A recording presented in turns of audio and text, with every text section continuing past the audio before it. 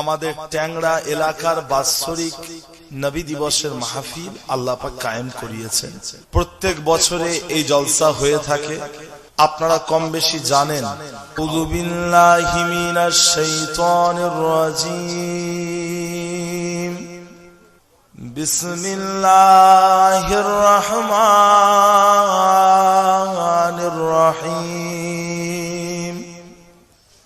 আলহামদুলিল্লাহ আলহামদুলিল্লাহি রাব্বিল আলামিন। والصلاة والسلام على سيد المرسلين وعلى آله وصحابه ومن تبعهم بإحسان إلى يوم الدين. أما بعد فيا أيها الحاضرون رحمنا ورحمكم الله. وقال الله تعالى في كلام المجيد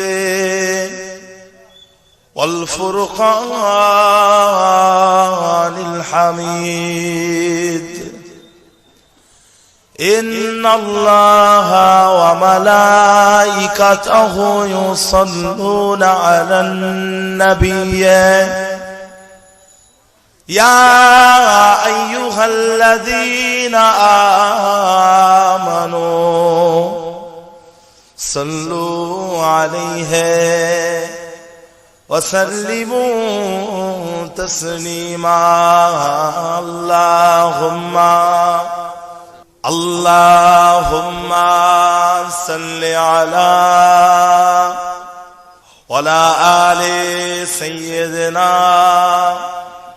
بلغ العلا بكماله كشف الدجى بجماله حسنت جميع خصاله صلوا عليه وآله. اللهم صل على وعلى آل سيدنا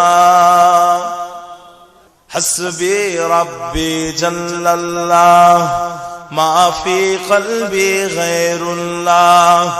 نور محمد صلى الله حق لا إله إلا الله لا إله إلا الله لا إله إلا الله محمد رسول الله. اللهم وعلى آل سيدنا. इन हवाओं से कह दो कि ना आएंगे इधर, उनकी खुशबू की कोई जरूरत नहीं, जिनकी खुशबू से महका है सारा जहां. वो खुशबू नबी के पसीने में है, हमने आँखों से देखा नहीं है मगर उनकी तस्वीर सीने में मौजूद है. जिनके खातिर कुरान नाजिल हुआ ओ मुहम्मद मदीने में मौजूद है. अल्लाहुम्मा सल्ली अला ওয়ালা আলে কতটা মনের গহীনে তুমি করে নিয়েছো ঠাঁই। কতটা মনের আবেশে তোমারই গান গেয়ে যায়, কতটা মনে গহীনে তুমি করে নিয়েছো ঠাঁই, কতটা মনের আবেশে তোমারই গান গেয়ে যায়। তুমি আমার আলোকমালা, তুমি আমার আলোকমালা, তুমি তো সাধনা। মুহাম্মাদুন মুহাম্মাদুন মুহাম্মাদুন মুহাম্মাদুন মুহাম্মাদুন নবিয়ুনা, দরুদ ও সালাম হাজারো তোমার, তুমি শফিউনা। মুহাম্মাদুন ইয়া মুহাম্মদ, মুহাম্মদ ইয়া মুহাম্মদ, মুহাম্মদ ইয়া মুহাম্মদ, মুহাম্মদ ইয়া মুহাম্মদ। মনের দোহলি যে চর্চা তোমার, তোমার প্রেমের রাজ, খোদার প্রিয় হতে শাফাআত পেতে আমি তোমার প্রেমের মুহতাজ। মনের দোহলি যে চর্চা তোমার, তোমার প্রেমের রাজ, খোদার প্রিয় হতে শাফাআত পেতে আমি তোমার প্রেমের মুহতাজ। তুমি আমার হাজার কথা, তুমি আমার হাজার কথা, শ্রেষ্ঠ আলোচনা। মুহাম্মাদুন মুহাম্মাদুন মুহাম্মাদুন মুহাম্মাদুন মুহাম্মাদুন নবিয়ুনা, দরুদ ও সালাম হাজারো তোমার, তুমি শফিউনা। মুহাম্মাদুন ইয়া মুহাম্মদ, মুহাম্মদ ইয়া মুহাম্মদ, মুহাম্মদ ইয়া মুহাম্মদ, মুহাম্মদ ইয়া মুহাম্মদ। লক্ষ ভাবনার শব্দ জুড়ে তোমার অনুবাদ, সব কিছু বেমালুম ভুলে গিয়ে করেছি তোমায় আসল মকসাদ। লক্ষ ভাবনার শব্দ জুড়ে তোমার অনুবাদ, সব কিছু বেমালুম ভুলে গিয়ে করেছি তোমায় আসল মকসাদ। তুমি আমার প্রথম শেষ, তুমি আমার প্রথম শেষ, সত্যের সুবর্ণনা। মুহাম্মাদুন মুহাম্মাদুন মুহাম্মাদুন মুহাম্মাদুন মুহাম্মাদুন নবিয়ুনা, দরুদ ও সালাম হাজারো তোমার, তুমি শফিউনা। মুহাম্মাদুন ইয়া মুহাম্মদ, মুহাম্মদ ইয়া মুহাম্মদ, মুহাম্মদ ইয়া মুহাম্মদ, মুহাম্মদ ইয়া মুহাম্মদ, মুহাম্মদ ইয়া মুহাম্মদ, মুহাম্মদ ইয়া মুহাম্মদ, মুহাম্মদ ইয়া মুহাম্মদ, মুহাম্মদ ইয়া মুহাম্মদ মুহাম্মদ ইয়া মুহাম্মদ আল্লাহুম্মা সাল্লি আলা সাইয়্যিদিনা মাওলানা মুহাম্মদ ওয়া আলা আলিহি। আলহামদুলিল্লাহ। প্যারে হাজিরানে মজলিস, উপস্থিত আমার ট্যাংরা এলাকার বাসিন্দারা, আলেম হাফেজ কারি উলামা ইকরাম, জ্ঞানী গুণী পণ্ডিতেরা, কাছের এবং দূরের আমার সমস্ত আল্লাহওয়ালা মুসলমান ভাই এবং বোনেরা, পর্দার অন্তরালে অবস্থিতা আমার ধার্মিকা আম্মা জান ও বোনেরা, সম্মানীয় আমার ট্যাংরা এলাকা আল্লাহ পাকের প্রিয় হাজী সাহেবানগণ, মুরব্বীগণেরা, মসজিদের ইমাম সাহেব, মুয়াজ্জিন সাহেব, মুসল্লিগণেরা, স্নেহের ছোট ছোট বাচ্চা ভাই এবং বোনেরা, মাশাআল্লাহ প্রত্যেক বছরের ন্যায় এই বছরেও তালসা এলাকা আল্লাহ পাকের খাস, আল্লাহ পাক রব্বুল আলামিনের রহমত, যে বাৎসরিক নবী দিবসের মাহফিল আল্লাহ পাক কায়েম করিয়েছেন। একবার বলি আলহামদুলিল্লাহ। সমস্ত প্রশংসা মহান রব্বুল আলামিন আল্লাহ পাকের জন্য, যিনি আপনাকে আমাকে সৃষ্টি করেছেন।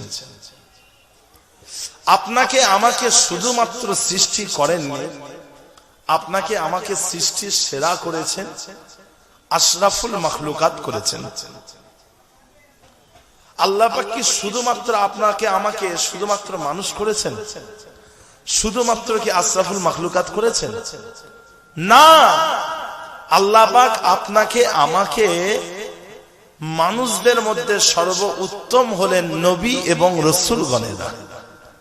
সেই নবী এবং রাসূলদের মধ্যে সর্বশ্রেষ্ঠ হলেন আপনার আমার নবী পাক সাল্লাল্লাহু আলাইহি ওয়াসাল্লাম। আর আল্লাহ পাক আপনাকে আমাকে সেই নবী পাক সাল্লাল্লাহু আলাইহি ওয়াসাল্লামের উম্মত করেছেন। বলি আলহামদুলিল্লাহ। লক্ষ কোটি দরুদ ও সালাম আখায়ে নামদার, মুফাক্কারে মাওজুদার, সাইয়্যিদুল মুরসালিন, রাহমাতাল লিল আলামিন, খাতামুল আম্বিয়া, শফিউল মুজনিবিন, রাসূলুল্লাহ সাল্লাল্লাহু আলাইহি ওয়াসাল্লামের উপরে মাশাআল্লাহ আল্লাহ পাক রব্বুল আলামিন আপনাকে আমাকে জান্নাতের বাগানে এসে বসালেন। জান্নাতের বাগান রিয়াদুল জান্নাহ, মা বাইনা বাইতি ওয়া মিম্বারি রাউদাতুম মিন রিয়াদিল জান্নাহ। আল্লাহ নবী পাক জবানে বলছেন, আমার ঘর এবং মসজিদে নববী শরীফের মেম্বার, এই দুইয়ের মাঝখানে যে জায়গা আছে ওই জায়গাটা হলো রিয়াদুল জান্নাহ, জান্নাতের বাগান। যারা মদিনা শরীফে গেছেন, জিয়ারত করতে গেছেন, আপনারা জানেন যে রিয়াদুল জান্নাহ কাকে বলে। কথা বুঝতে পেরেছেন? দুনিয়ার বুকে আরো কিছু জায়গাকে আল্লাহ পাক রিয়াদুল জান্নাহ করে দেন, তার জন্য কিন্তু কিছু শর্ত আছে। ফুল দিয়ে সাজিয়ে ফেললে, প্যান্ডেল করে ফেললে, লাইটিং করে ফেললে ওই জায়গাটা রিয়াদুল জান্নাহ হয়ে যায় না। রিয়াদুল জান্নাহ হতে গেলে বেশ কিছু শর্ত রয়েছে। প্রথম শর্ত, আল্লাহ নবী বলছে, ইযা মারারতুম বিরিয়াদিল জান্নাতি ফারতাউ ক্বালু ওয়া মা রিয়াদুল জান্নাহ ক্বালা হালাকুল যিকর। ও আমার সাহাবারা, তোমরা যখন জান্নাতের বাগানের কাছ থেকে যাবে তখন তোমরা সেই জান্নাতের বাগানের ফল খাও। সাহাবায়ে কেরামগণেরা জিজ্ঞাসা করলেন, ইয়া রাসূলুল্লাহ, ইয়া হাবিবাল্লাহ, জান্নাতের বাগান কি জিনিস? আল্লাহ নবী বললেন, হালাকুল যিকর, অর্থাৎ জিকিরের মজলিস, যেখানে জিকির হয়, যে জায়গায় বসে জিকির হয় ওই জায়গাটাকে আল্লাহ পাক রিয়াজুল জান্নাহ, জান্নাতে বাগান করে দেন। জিকির মানে হলো দুটো, জিকির শব্দের অর্থ হলো দুটো। জিকির মানে হলো আল্লাহ পাকের স্মরণ, আল্লাহ পাকের কথা চিন্তা করা, এটাকে জিকির বলে। আবার অন্যভাবে পারিভাষিক ভাবে জিকির শব্দের অর্থ হলো শরিয়তের কথা আলোচনা বা ওয়াজ নসিহতকে জিকির বলা হয়। কথা বুঝতে পেরেছেন? আল্লাহ পাক রব্বুল আলামিন পাক কালামুল্লাহ শরীফের মধ্যে বলছেন, আলা বিযিকরিল্লাহি তাতমাইন্নুল কুলুব, জেনে রাখো, মনে রাখো, একমাত্র আমি আল্লাহ, আমার জিকির কলবের ভিতরে শান্তি দিতে পারে, কলবটাকে ঠান্ডা করতে পারে। কথা বুঝতে পেরেছেন? যে আল্লাহ জিকির এমন একটা জিনিস যেটা আপনার কলবটাকে ঠান্ডা দেবে। আল্লাহ পাকের যখন আপনি জিকির করবেন, আল্লাহ পাক তখন আপনার জিকির করবে। আল্লাহ পাক বলছেন, ফাযকুরুনি আযকুরুকুম ওয়াশকুরুনি ওয়ালা তাকফুরুন, তোমরা আমি আল্লাহ আমার জিকির করো, আমি আল্লাহ তোমাদের জিকির করব। মানে আপনি যখন আল্লাহর কথা চিন্তা করবেন, সেই মুহূর্তে আল্লাহ পাক আপনার দিকে রহমতের দৃষ্টিতে তাকিয়ে থাকবেন। কথা বুঝতে পেরেছেন? আল্লাহ পাক রব্বুল আলামিন বলছেন, মা ওয়াদ্দাআকা রাব্বুকা ওয়া মা ক্বালা, তোমার আল্লাহ তোমাকে ভুলে যায়নি, তোমার আল্লাহ তোমাকে অপছন্দ করে না। তোমার আল্লাহ তোমাকে ভুলে যায়নি, তোমার আল্লাহ তোমাকে অপছন্দ করে না। আপনি ভাববেন যে আমি অত্যন্ত নগণ্য একজন আল্লাহর বান্দা, আমি যদি আল্লাহর জিকির করি, আল্লাহ পাক কি আমার দিকে রহমতের দৃষ্টিতে তাকাবেন? অবশ্যই আল্লাহ পাক আপনার দিকে রহমতের দৃষ্টিতেই তাকাবেন। কথা বুঝতে পেরেছেন? তা জিকির করা, জিকির করার ফায়দা কিন্তু অনেক বেশি, জিকির করার উপকারিতা কিন্তু অনেক বেশি। আর জিকির করাটা হচ্ছে আল্লাহ পাকের ফরজ। কারণ আল্লাহ পাক বলেছেন, বিসমিল্লাহির রহমানির রহিম, ইয়া আইয়ুহাল্লাযীনা আমানুযকুরুল্লাহা যিকরান কাসীরা ওয়াসাব্বিহুহু বুকরাতাও ওয়া আসীলা। আল্লাহ পাক বলেন, ও ঈমানদারেরা, তোমরা আমি আল্লাহ আমার জিকির করো, বেশি বেশি জিকির করো, এবং সকাল সন্ধ্যা আমার তাসবিহ পাঠ করো।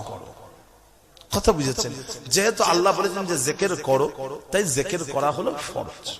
প্রত্যেকটা মুসলমানের উপরে জীবনে অন্তত একবার আল্লাহ জিকির করা হলো ফরজ। জিকির কারা করে? পৃথিবীর বুকে সবাই কিন্তু জিকির করে না। জিকির তারাই করে যারা হলো বুদ্ধিমান। একথা আমি বলছি না, একথা আল্লাহ বলছেন। আল্লাহ পাক বলছেন, ইন্না ফি খালকিস সামাওয়াতি ওয়াল আরদি ওয়াখতিলাফিল লাইলি ওয়ান নাহারি লাআয়াতিন লিউলিল আলবাব আল্লাযীনা ইয়াযকুরুনাল্লাহা কিয়ামান ওয়া কুউদান ওয়া আলা জুনুবিহিম। নিশ্চয় আসমান এবং জমিনের তামাম সৃষ্টির ভেতরে, রাত্রি এবং দিনের পরিবর্তনের ভেতরে জ্ঞানীদের জন্য, আল্লাহ পাক কি বলছেন শোনে, জ্ঞানীদের জন্য, বুদ্ধিমানদের জন্য, আকলমানদের জন্য আল্লাহ নিদর্শন দিয়েছেন। যারা জ্ঞানী, বুদ্ধিমান, আকলমান, তারা দাঁড়িয়ে দাঁড়িয়ে, বসে বসে, ডান দিকে কাত হয়ে, অর্থাৎ শুয়ে শুয়ে তারা আল্লাহ পাকের জিকির করে। কথা বুঝতে পেরেছেন? আসমান এবং জমিনের সমস্ত সৃষ্টির দিকে তাকিয়ে, রাত্রি এবং দিনের পরিবর্তনের দিকে তাকিয়ে তারা আল্লাহ জিকির করে। তাহলে যারা আল্লাহ জিকির করে, আল্লাহ বলছেন যে তারা হলো বুদ্ধিমান। তো এখান থেকে এই যে আমি আপনাদেরকে কোরআন শরীফ থেকে 4-5টা আয়াত বললাম, এই 4-5টা আয়াতে আল্লাহ পাক জিকির বলতে স্মরণের কথা বলেছেন। স্মরণ, আল্লাহর কথা চিন্তা করা, আল্লাহকে নিয়ে ফিকির করা, ভাবা, এটাকে জিকির বলে। এবারে আপনাদেরকে আরেকটা জিনিস বললাম, জিকির মানে হলো শরীয়তের কথা আলাপ আলোচনা, ওয়াজ নসিহত। আল্লাহ পাক রব্বুল আলামিন পাক কালামুল্লাহ শরীফের মধ্যে ঘোষণা করে দিলেন, বিসমিল্লাহির রহমানির রহিম, ফাসআলু আহলা যিকরি ইন কুনতুম লা তা'লামুন। এই আয়াতের মধ্যে আল্লাহ পাক জিকির শব্দটাকে ব্যবহার করেছেন। আল্লাহ পাক বলছেন ফাসআলু, অতঃপর তোমরা জিজ্ঞাসা করো, আহলা যিকরি, অর্থাৎ যারা শরীয়তের জ্ঞান রাখে, কোরআনের জ্ঞান, হাদিসের জ্ঞান, শরীয়তের জ্ঞান যারা রাখে তাদেরকে তোমরা জিজ্ঞাসা করো, ইন কুনতুম লা তা'লামুন, যদি তোমাদের শরীয়তের কোন বিষয়ে যদি জ্ঞান না থাকে, যারা জ্ঞান রাখে তাদের কাছ থেকে জ্ঞান অর্জন করো, তাদের কাছ থেকে জেনে নাও। সুতরাং আল্লাহ পাক বলছেন যারা জ্ঞান রাখে, ওয়াজ নসিহত করে বা শরীয়তের জ্ঞান রাখে, তাদের কাছ থেকে তোমরা নিজেদের অজানাগুলোকে জেনে নাও। কথা বুঝতে পেরেছেন? আর আজকের যে মাহফিল, এই মাহফিলটা হলো জান্নাতের বাগান, ওয়াজের মাহফিল। কথা বুঝতে পেরেছেন? আল্লাহ পাক রব্বুল আলামিন কোরআন মাজিদের মধ্যে আরো ঘোষণা করেছেন, বিসমিল্লাহির রহমানির রহিম, ফাযাক্কির ইন নাফাতিয যিকরা। অতঃপর মানুষের কাছে ওয়াজ নসিহত করো, হয়তো ওয়াজ নসিহতের মাধ্যমে মানুষ উপকৃত হবে। আল্লাহ পাক রব্বুল আলামিন আরো বলেছেন, ওয়াযাক্কির ফাইন্না যিকরা তানফাউল মুমিনিন, এবং মানুষের কাছে ওয়াজ নসিহত করো, ওয়াজ নসিহতের মাধ্যমে মুমিনরা উপকৃত হয়ে থাকে। দুনিয়া সমস্ত মানুষ কিন্তু ওয়াজ নসিহতের মাধ্যমে উপকৃত হয় না। উপকৃত তারাই হয় যারা হলো মুমিন। যারা মুমিন তারা উপকৃত হয়। কথা বুঝতে পেরেছেন? আজকের এত বড় মাহফিল, জলসার মাহফিল, এখান থেকে তারাই উপকৃত হবে যারা অ্যাকচুয়ালি মুমিন। কথা বুঝতে পেরেছেন না? যে মুমিন হতে গেলে তার মধ্যে তিনটে গুণাবলী থাকতে হবে। প্রথম নম্বর হলো ইকরার বিল লিসান, জবানে কলেমা শরীফ পড়তে হবে, তাকে জবানে ঈমান আনতে হবে।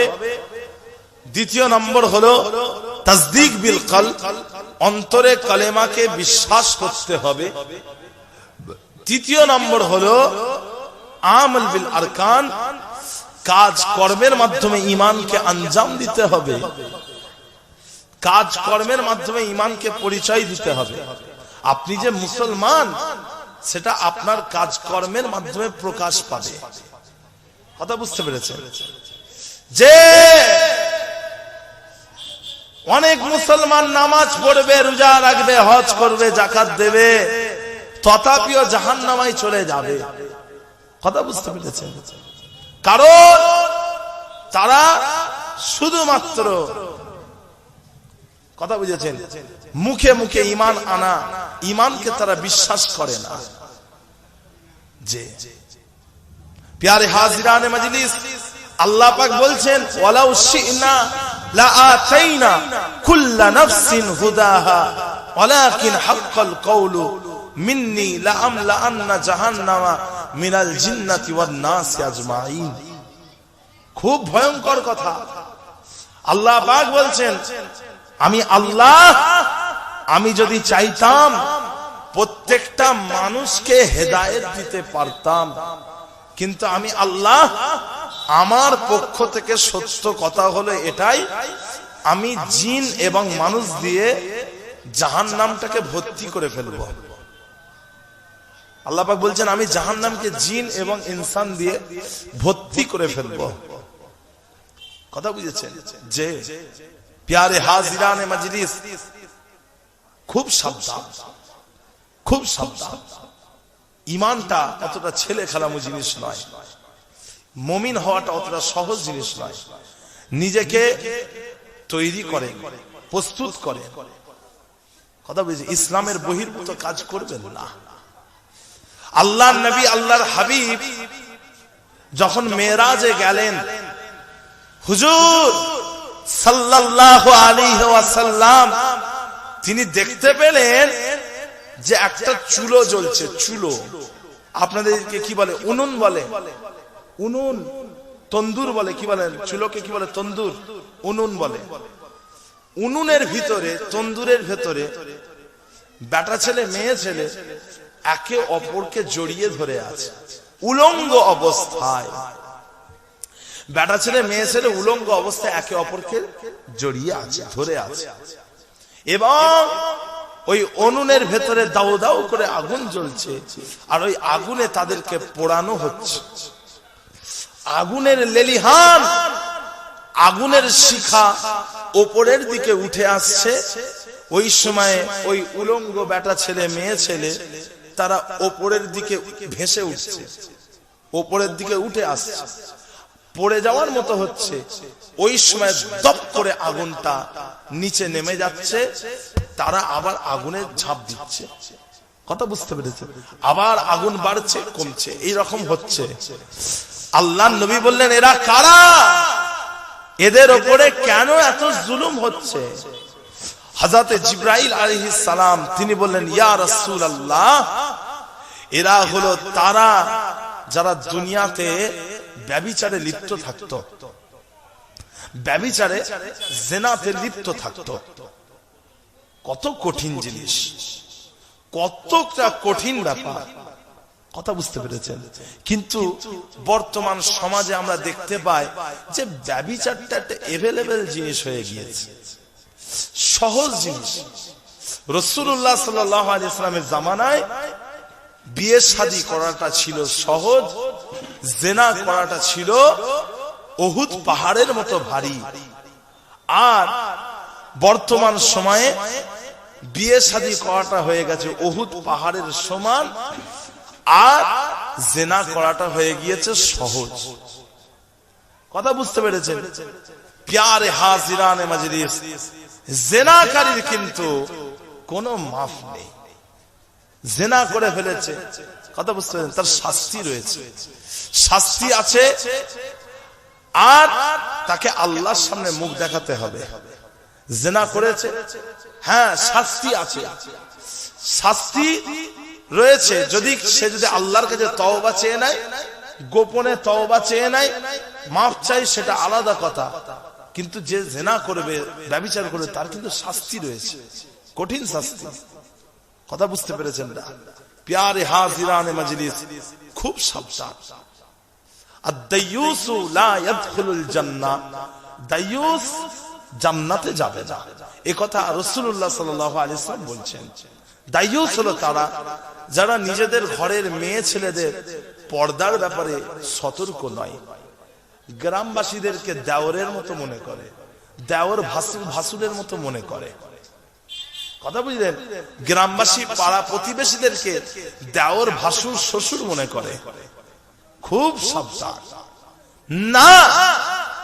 আল্লাহর নবীকে একজন আনসারী সাহাবা জিজ্ঞাসা করলেন যে, ইয়া রাসূলুল্লাহ, মেয়েদের পর্দার ব্যাপারে জিজ্ঞাসা করলেন, আর বললেন যে হামু মানে হলো দেওর বা ভাসুর, এই দেওর বা ভাসুরের ব্যাপারে আপনি কি বলবেন? আল্লাহর নবী বললেন, হামু আল মাউত, দেওর হচ্ছে মৃত্যু। একটা মেয়ে ছেলের দেওর বা ভাসুর, সেটা হলো ওই মেয়ে ছেলের জন্য মৃত্যুর সমতুল্য, মৃত্যুর সমতুল্য। তা গ্রামবাসীর কথা আপনি বাদ দেন, ঘরের লোক, ভাসুর স্বামীর নিজের বড় ভাই, অথবা দেওর স্বামীর নিজের ছোট ভাই, সেই তাদের ব্যাপারে আল্লাহ রাসূল বলেন তারা হলো মৃত্যু। তাহলে গ্রামবাসীর কথা আপনি বাদ দেন। কথা বুঝতে পেরেছেন? মুসলমান চামড়া তুলে ফেলবে তোমার। আল্লাহ রাসূল বলেছেন যে সে জান্নাতের ঘ্রাণ পর্যন্ত পাবে না। জান্নাত কি ছেলের হাতের মোয়া যে গপ গপ করে খেয়ে নেবে? জান্নাত ছেলের হাতের মোয়া, মুখে দেবো, গপ গপ করে খেয়ে নেবো। কতটা সোজা জিনিস নাকি? রসুলের হযরত হাসান আল বসরি রহমাতুল্লাহ আলাইহি তিনি বলছেন, তোমরা যদি রসুলের সাহাবাদেরকে দেখতে তাহলে রসুলের সাহাবাদেরকে তোমরা পাগল বলতে, রসুলের সাহাবারা যদি তোমাদেরকে দেখতো তোমাদেরকে বেঈমান কাফের বলতো। হ্যাঁ, জান্নাত ছেলের হাতের মোয়া, গপ গপ করে খেয়ে নেবেন, অতটা সোজা জিনিস নয়। খুব সাবধান। ইসলামকে নিয়ে আপনি যেটাকে অপরাধ মনে করলেন, অপরাধ মনে করে ছেড়ে দিলেন, আলাদা কথা। অপরাধকে অপরাধ মনে করে আপনি যদি করেন, গুনাহটাকে গুনাহ মনে করে ইচ্ছা করে যদি আপনি বলেন হ্যাঁ গুনাহ হচ্ছে তো কি হয়েছে, গুনাহ হচ্ছে তো কি হয়েছে, এই রকম মনে করে যদি আপনি করেন তো এটা আপনি কুফরি করে ফেললেন, ওটা আপনি আল্লাহর সাথে কুফরি করে ফেললেন। হ্যাঁ আমার গুনাহ হচ্ছে তো কি হয়েছে, এই কথাটা যখন আপনি বলে দেবেন ব্যাস, আপনি অথবা মনে মনে আপনি ভাবলেন যে হ্যাঁ আমি গুনাহ করছি তো কি হয়েছে, তখন আপনি কুফরির দিকে হাঁটছেন। প্যারে হাজিরানে মাজলিস, কুফরি আর ঈমান একসাথে থাকে না। যেখানে ঈমান থাকে সেখানে কুফরি থাকে না, যেখানে কুফরি থাকে সেখানে ঈমান থাকে না। যে ব্যক্তি কুফরির রাস্তায় হাঁটবে তার ঈমানটা তার থেকে সরে যাবে, তার থেকে বেরিয়ে যাবে, ঈমানটা তার থেকে বেরিয়ে যাবে, তার মাথার কাছে মেঘের মতো ঘুরবে। আবার যখন সে পুনরায় ঈমান আনবে, তওবা করবে, তখন আবার ঈমানটা তার মধ্যে প্রবেশ করবে। বুঝতে পেরেছেন? প্যারে হাজিরানে মাজলিস, শবে বারাতের মাস, শবে বারাতের মাস। আল্লাহর নবী আল্লাহর হাবিব বলছেন, ইন্নাল্লাহা লা ইয়াত্তালিউ ফি লাইলাতিন নিসফি মিন শাবানা ওয়া ইয়াগফিরু লিজামিই খালকিহি ইল্লাল মুশরিকি আবিল মুসাহিন। আল্লাহর নবী বলছেন শবে বারাতের মাসে, শাবান মাসের অর্ধেকের রাত্রে আল্লাহ পাক আত্মপ্রকাশ করেন। অন্য হাদিসে এসেছে দুনিয়ার আসমানে আসেন এবং সমস্ত মাখলুকাতকে ক্ষমা করে দেন, শুধুমাত্র মুশরিক এবং হিংসুক, নিজের ভাইয়ের প্রতি যারা হিংসা করে, মুশরিক এবং হিংসুক বাদ দিয়ে বাকি সবাইকে আল্লাহ ক্ষমা করেন। যারা আল্লাহর কাছে ক্ষমা চায়, যারা আল্লাহর কাছে ক্ষমা চায়, আল্লাহ পাক তাদের সকলকে কি করেন বলেন না গো, ক্ষমা করে দেন, মাফ করে দেন।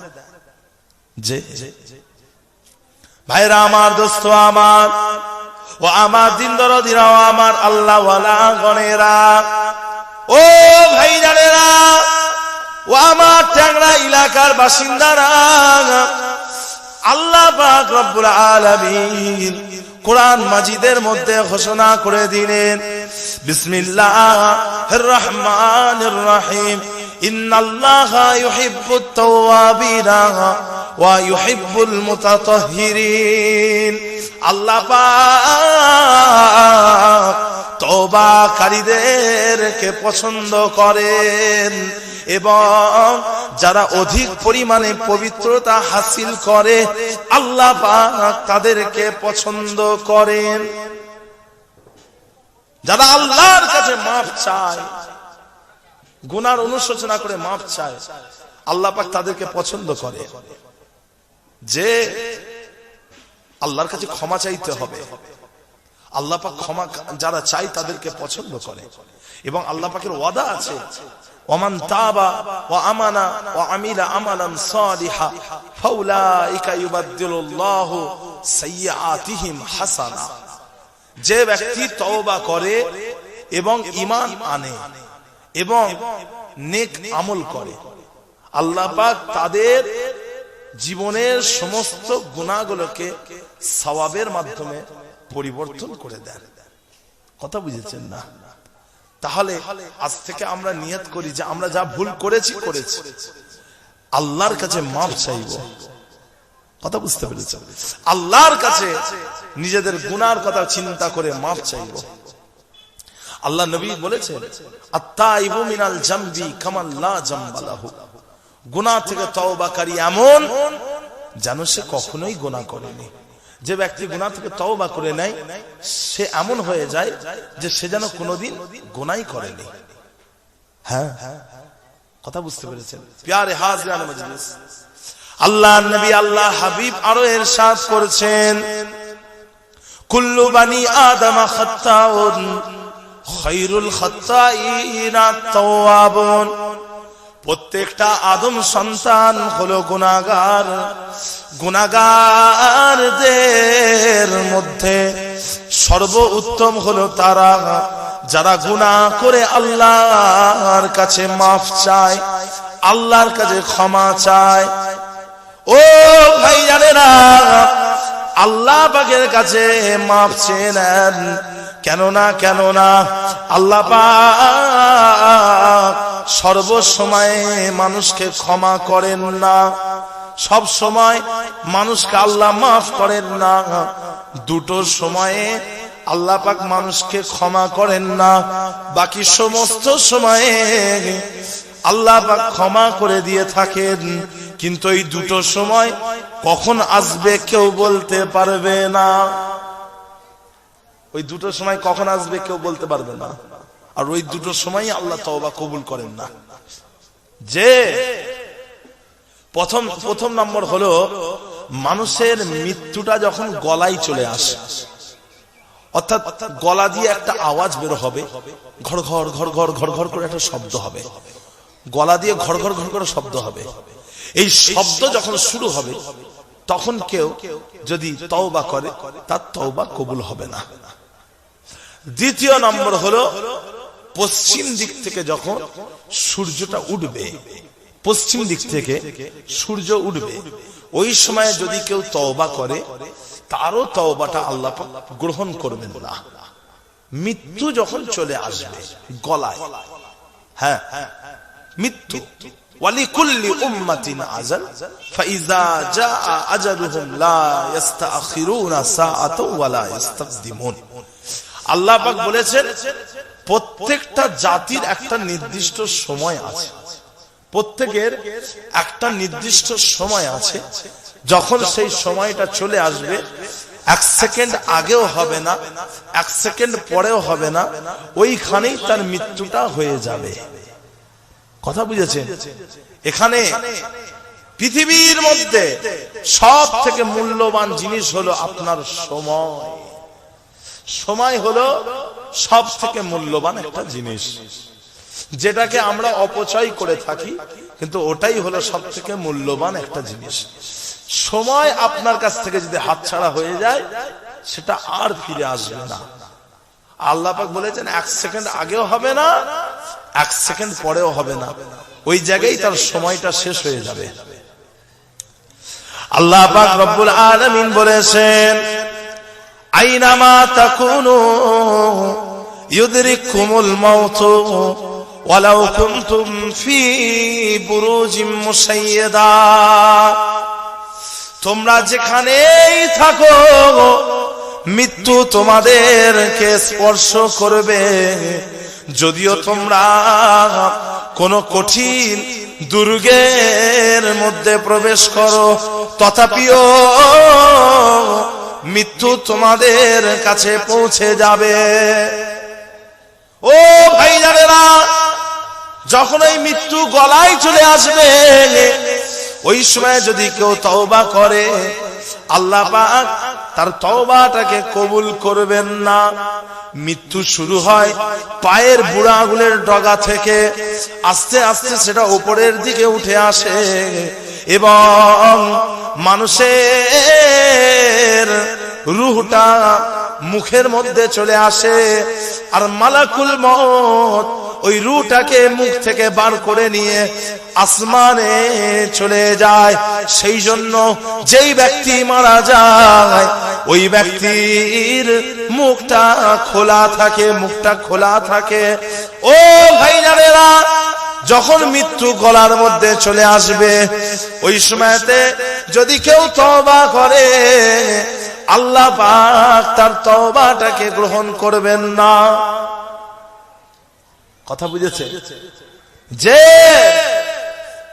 ভাইজান বনু ইসরাইল গোত্র মুসা আলাইহিস সালামের কওম, নাম শুনেননি? বনু ইসরাইল, আল্লাহ পাকের নবী মুসা আলাইহিস সালামের কওম। কথা বুঝেছেন?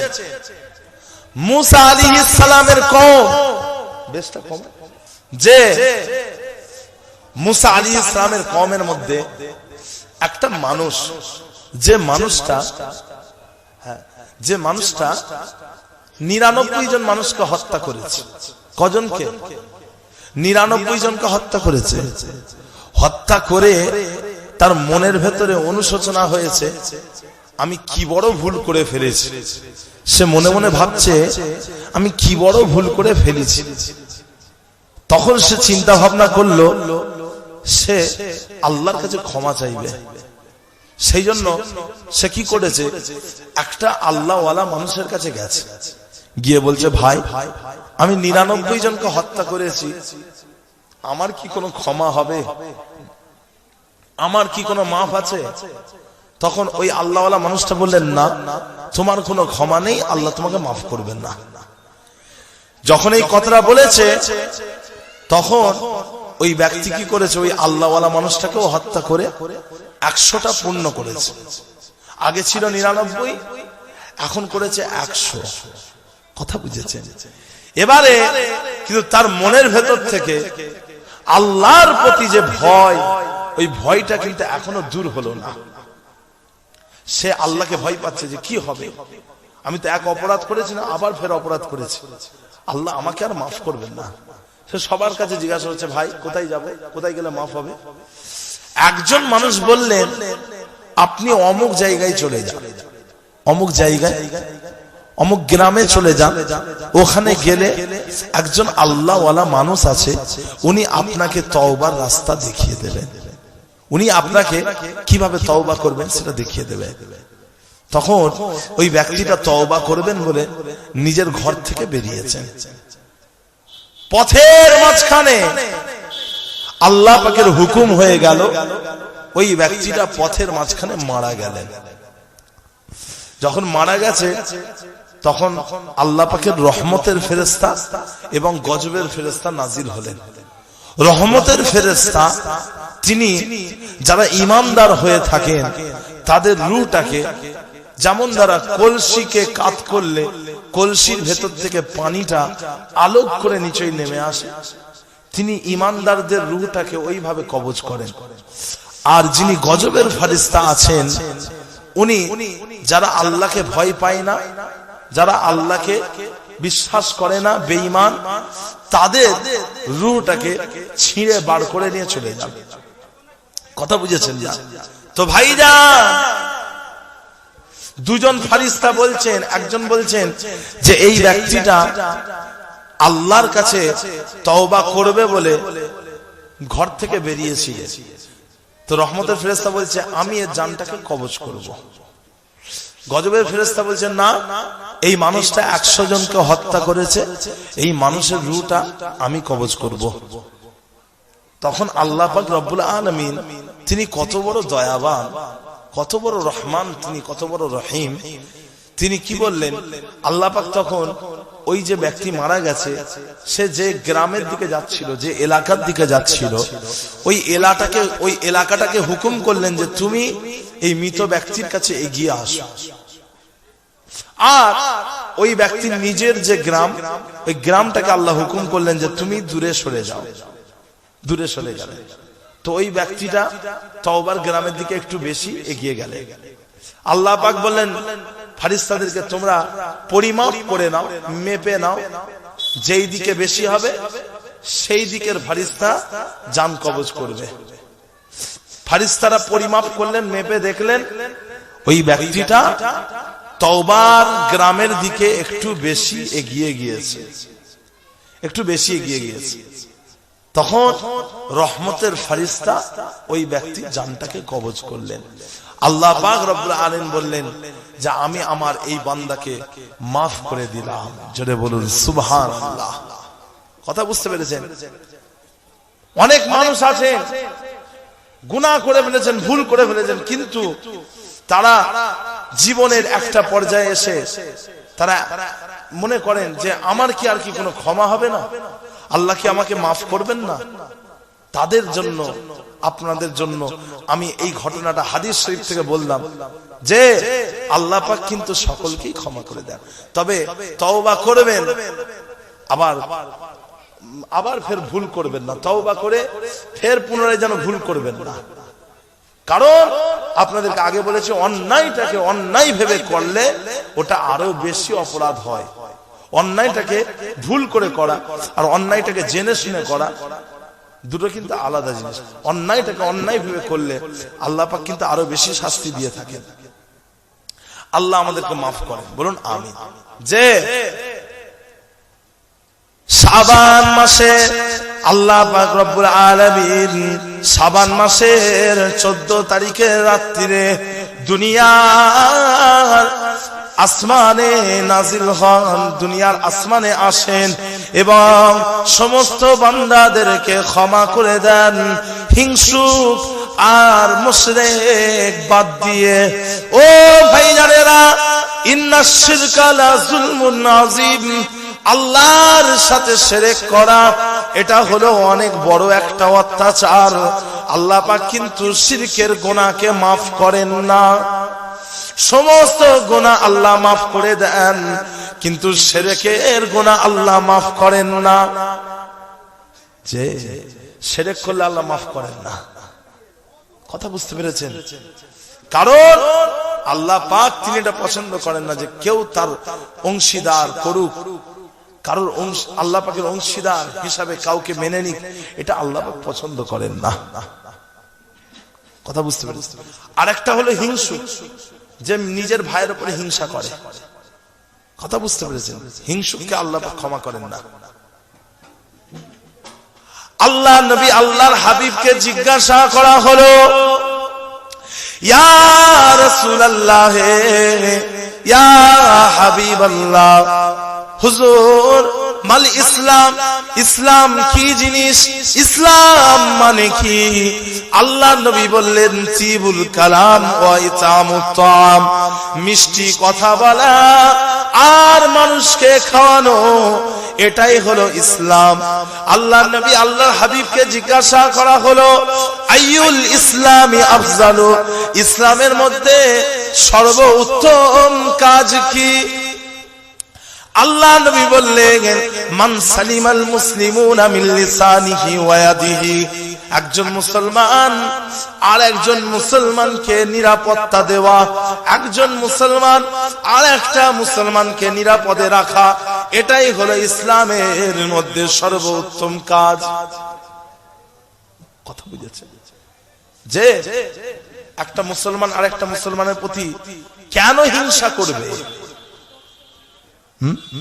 কেন হিংসা করবে? আল্লাহ নবী বলেছেন, হিংসা যদি করতেই চাও দুই ক্ষেত্রে করো। হিংসা যদি করতেই চাও দুই ক্ষেত্রে হিংসা করো।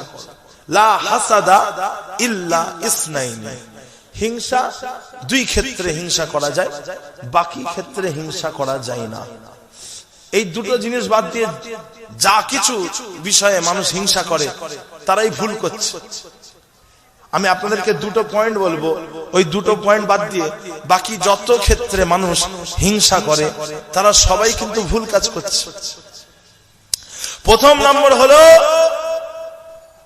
রাজুলুন আতাহুল্লাহুল কুরআন ফায়াকুমু বিহি আনা আল-লাইলি ওয়ান নাহারি, আল্লাহ পাক যাকে কোরআনের জ্ঞান দিয়েছেন আর ওই ব্যক্তি কোরআনের জ্ঞানের উপরে, কোরআনের হুকুম আহকামের উপরে রাত্রে এবং দিনে কায়েম থাকে।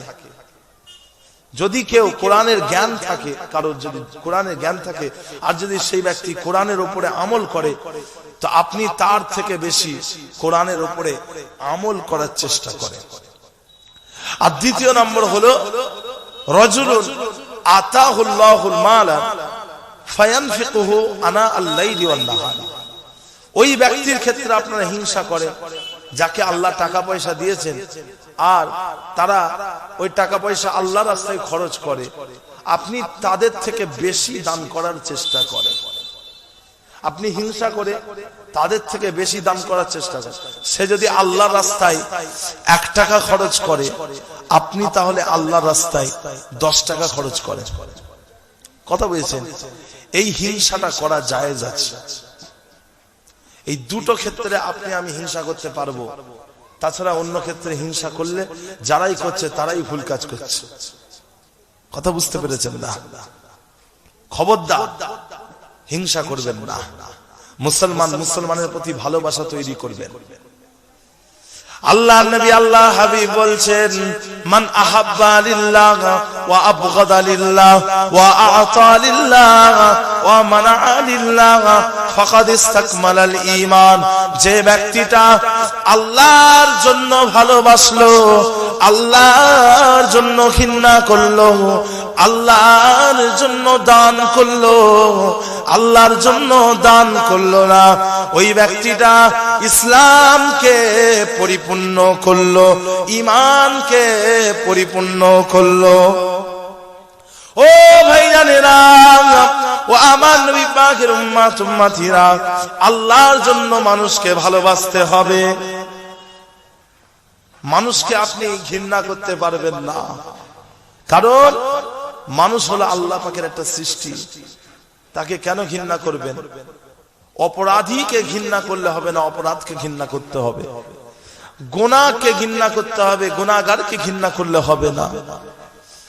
মুশরিককে ঘৃণা করলে হবে না, শিরকটাকে ঘৃণা করো। নেফাকিটাকে ঘৃণা করো, মুনাফিককে ঘৃণা করো না। মানুষকে ঘৃণা করলে হবে না, মানুষের অপরাধটাকে ঘৃণা করে। মানুষের প্রতি ভালোবাসা রাখতে হবে। একজন মুসলমান আরেকজন মুসলমানের প্রতি ভালোবাসা রাখবেন। যে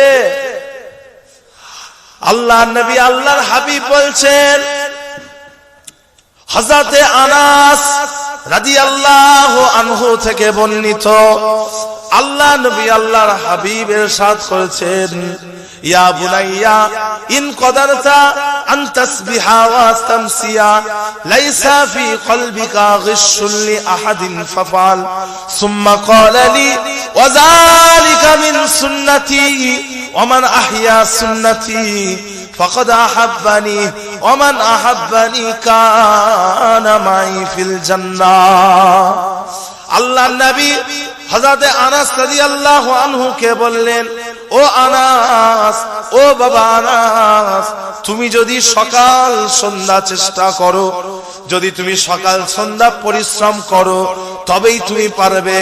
লাইসা ফি কলবিকা গিশুল লি আহাদিন ফাফাল, তোমার কলবের ভেতরে কারোর প্রতি ঘৃণা রাখলে হবে না। তোমার অন্তরের ভিতরে কারোর প্রতি ঘৃণা রাখলে হবে না। মানুষের অন্তরের প্রতি কারোর প্রতি ঘৃণা না রাখা, এটা হলো রাসূলুল্লাহ সাল্লাল্লাহু আলাইহি ওয়াসাল্লামের একটা সুন্নাহ। আল্লাহ নবী বললেন, মান আহইয়া সুন্নতি, যে ব্যক্তি আমার সুন্নাতকে জীবিত রাখলো, ফাকাদ আহাব্বানি, সে ব্যক্তি আমাকে ভালোবাসলো। ওমান আহাব্বানি, যে ব্যক্তি আমাকে ভালোবাসবে, কানা মাই ফিল জান্নাহ, সে জান্নাতে আমার সাথে থাকবে। সে জান্নাতে আমার সাথে থাকবে। শর্ত হলো আপনার অন্তরের ভিতরে কারোর প্রতি ঘৃণা রাখলে হবে না। যে মাথায় পাগড়ি পরে নেওয়া, এটাও রাসূলের সুন্নাত। মিসওয়াক করা, এটাও আমার রাসূল পাকের সুন্নাত। ডান হাতে পানি পান করা, এটা হলো আমার নবী পাকের সুন্নাত। আমার নবী পাকের অনেক সুন্নাত রয়েছে, কিন্তু এটা এমন একটা সুন্নাত যে তোমার কলবের ভিতরে কারোর প্রতি ঘৃণা না রাখা।